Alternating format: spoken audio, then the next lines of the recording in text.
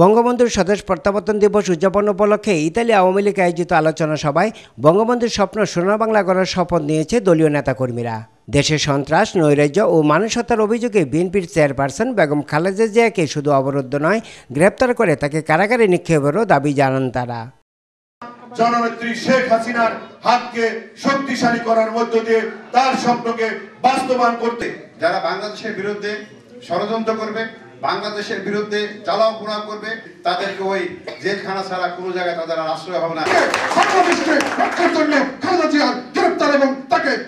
দলের সভাপতি মোহাম্মদ ইদ্রিস ফরাজীর সভাপতিত্বে এবং সাধারণ সম্পাদক হাসান ইকবালের পরিচালনায় সুন্দরবন রেস্টুরেন্টে আয়োজিত আলোচনা সভায় হাবিব চৌধুরী, জাহাঙ্গীর ফরাজী, মিজানুর রহমান, এমএরব মিন্টু, আবু তাহের, আব্দুর রহমান, কাজী মনসুর আহমেদ শিপু সহ আরও অনেকে বক্তব্য রাখেন।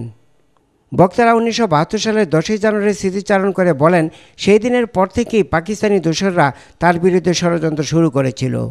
আগামী 25 জানুয়ারি ইতালি আওয়ামী লীগের নির্বাহী কমিটির এক গুরুত্বপূর্ণ বৈঠক অনুষ্ঠিত হবে বলে সংগঠনের সভাপতি হাজী মোহাম্মদ ইদ্রিস ফরাজী জানিয়েছেন। Hasan Mahmud, ATN Bangla, Rome, Italy.